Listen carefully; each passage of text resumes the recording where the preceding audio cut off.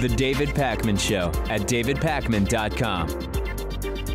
The Supreme Court earlier this week, despite saying that the Trump travel ban is okay, made it pretty clear that they're not in any particular hurry to decide on a couple of other issues. One of those is more generally whether a business owner's religious beliefs can justify refusing wedding services to same-sex couples. Now, you might hear me say that and say, wait a second, they did decide on the Colorado anti-gay baker case, and they said that the gay baker, the anti-gay baker, was okay in his decision to refuse service because the Civil Rights Commission in Colorado did not properly consider his religion in adjudicating the case. This latest decision from the Supreme Court is because of a similar case in Washington. And what the Supreme Court said about the Washington state florist who was found to have violated the state's anti-discrimination law was the prior court should reevaluate the case on the basis of the Supreme Court decision in the Colorado Baker case. So that sounds pretty confusing. So let's see if we can break it down. The Supreme Court in the Colorado case said nothing about the constitutionality of refusing service to people because they are a gay couple or a lesbian couple or because you perceive them to be. All that the Supreme Court said about the Colorado case was the specifics of how the Colorado Civil Rights Commission found against the baker was inappropriate. That's all that the Supreme Court said, and that's part of why it's called a narrow decision. What the Supreme Court is saying is that they would like the lower court to reevaluate the Washington florist case on the basis of their ruling regarding the Colorado Civil Rights Commission in the cake baking case.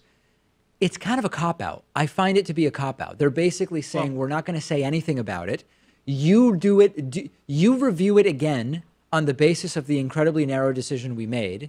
And of course, that could lead to another ruling by the lower court and another appeal attempt to the Supreme Court, which the Supreme Court could then say, oh, yeah, well, now we're just not going to hear it at all. Well, it's a punt by the Supreme Court. We'll say we'll put it back to the lower courts. I mean, I guess it cuts away at the argument conservatives sometimes make, which is that these are activist judges, unelected, lifetime members of the bench, and it seems as if they're the ones running the country. No, if they find it appropriate to send it back to lower courts, they'll do so. There was another ruling that the Supreme Court sort of punted on, which relates to Texas gerrymandering, and part of the reason why there's Supreme Court experts who speculate that the Supreme Court sometimes doesn't like to make decisions that will have really broad-reaching implications when a justice is close to retirement. Justice Anthony Kennedy is about to turn 82 years old in mid to late July, and there is a lot of speculation that he's going to retire. He is considered the swing vote on the current court, although in a lot of ways he's been a pretty reliable conservative vote, sadly. Not on all issues, but on too many. And there's this idea that out of respect or deference, I don't even know what you would call it, the Supreme Court punts sometimes when someone is about to retire because they don't want somebody to participate in a decision, especially if you're the swing vote, right before you retire, and then it's precedent and law for 40 years, and you made that decision on your way out. I don't love that practice. If it's sort of like the president doesn't get to appoint Supreme Court justices in the last year because someone else is going to be taking over soon. They've been elected for 4 years or for 8 years or whatever, and they decide during that time. And I don't agree at all with the logic, if that's the logic here. Could you imagine if Anthony Kennedy decides to retire, but not now? He waits until January or February of 2020 when Donald Trump has less than a year remaining in his first term. Sure. What would happen? What would be the political implications of that? I'm sure Republicans would have no hesitation about putting his Supreme Court choice through. And that's why when we talked about the travel ban earlier this week, one of the most depressing things to me about it is that Neil Gorsuch shouldn't even be on the court, you know? And it's in a sense, it's ancient history now, and I know we talked about it. He shouldn't even be on the court. Right. And, you know, Merrick Garland was as centrist as you can get. I think that's the best court you can think of when it comes to outcomes, right? Because you would have 4 liberal justices, 4 conservative justices, and then the swing vote in the middle would be Merrick Garland. You know, you wouldn't please everyone all the time, but at least there would be the appearance that it's fair. A good compromise leaves everybody miserable. Yeah. I don't know how else to say it, but that is to me one of the most depressing things. So in any case, 2 punts from the Supreme Court.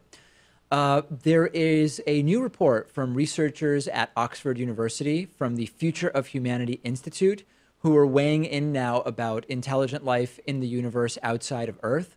And they are now saying it's likely it does not exist. And this goes directly contrary to what is often called the Fermi paradox, or Fermi. I always forget how it's pronounced.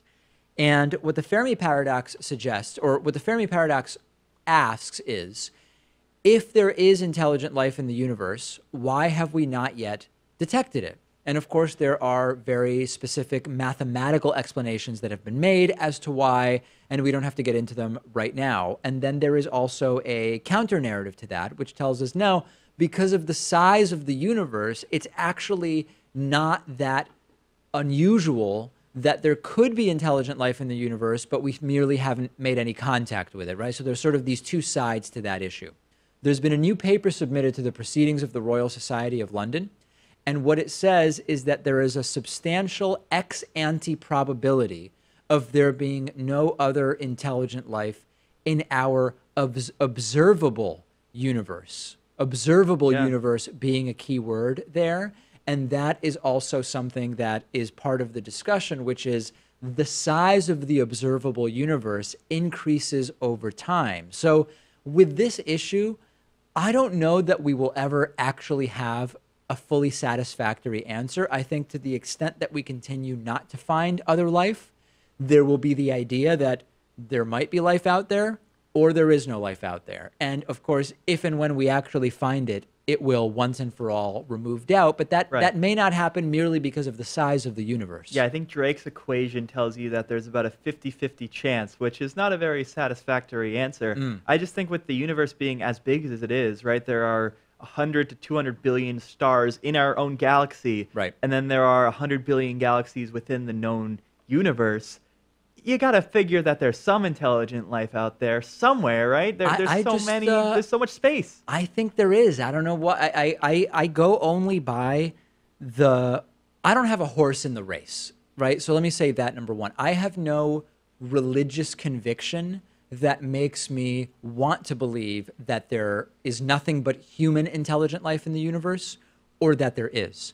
I've read a lot about this. I've read about the ways in which the Drake equation has been called into question. Some of the variables that make up the Drake equation have often been called into question as less than accurate. I truly have no horse in the race, but my sense is that it is mathematically more likely than not that there is intelligent life somewhere in the universe, which is a very different question from whether we will actually encounter it. And that's a drastically different question from if we did encounter it, would we even be able to communicate in anything approximating human communication? It's interesting you bring up the religious side to all this, because some like creationist folks and religious people in general will say that God must have created the universe and life here because the chance of it happening just by happenstance is infinitesimal, maybe 1 in a trillion, maybe 1 in 100 trillion. It turns out they may be right. I mean, life may actually be that rare, and we're just that one case where it happened, right? But even if it is that rare, because of the size of the universe, that could still mean that there's 100 other intelligent species, organisms out there because of the vastness of the universe. Anyway, we could go back and forth on it all day, but a new perspective which says, no, we really might actually be alone in the universe. Do you believe that we will ever, do you believe we will find an answer to the question? I'm not saying what the answer will be during our lifetimes. I don't think so. No. Yeah. Well, I mean, the only answer we would find is that there is life, right? Because we're not going to definitively find that there isn't. Imagine that we could. Imagine that there was some way to say, hey, you know what? We managed to scour the entire universe and there is no intelligent life. I don't think we're going to find out in our lifetimes, but I'm really not too bummed out about it. I mean, who knows if these alien life forms would be hostile to us anyway. Sure. Want to take us over, want to kill us all. They might be. I won't take that risk. Imagine if we accidentally step on an ant, we make nothing of it, really. Although some of us do, but I generally avoid stepping on ants. But we wouldn't, upend our lives if we accidentally step on an ant. Imagine that we are ants to some other very advanced society. Yeah. They might not even really see it as an issue of violence against us. They might just accidentally wipe us out, and it's like wiping out an ant. There is a theory that we have been visited by alien life, but they just considered us to not be intelligent enough for them to even find it worthy of visiting us. And yes. I don't buy into that possibility, but it's an interesting idea. I had a Lyft driver the other day who actually espoused that hypothesis to me, and a bunch of other ones that were less insightful? Insightful or interesting to me, yeah. All right, so next week is the 4th of July. Because the 4th of July falls right in the middle of the week on a Wednesday, we've decided to take the following 6 months off. Yes. No, I'm kidding. We're taking Monday, Tuesday, and Wednesday off. So there will be no new shows Monday, Tuesday, and Wednesday. There's really no good way to go about it. We could... Everybody has different things going on. I'm going to be in New York City for a wedding on Sunday. So the possibility of racing back to Boston for a Monday, Tuesday show didn't seem like the right one. Right. At the same time, it doesn't really make sense to take off July 5th and 6th. So what we're doing is just connecting it to the weekend. Monday, Tuesday, Wednesday, there will be no new show. And I'm going to be in my old stomping grounds of New York City, but you're going somewhere far away, right, Pat? Oh, yeah. I'm actually flying this time, not doing one of my epic road trips. I'm going to Chicago and Milwaukee. So it should be quite the 5 days. Have you been to Chicago before? I've been to Chicago before, not Milwaukee. I've driven through Wisconsin on one of my epic road trips, but I have quite a few things planned. Some baseball games, going to a music festival, Summerfest, which is the biggest one in the entire world, apparently. So what music I should have genre? some good stories.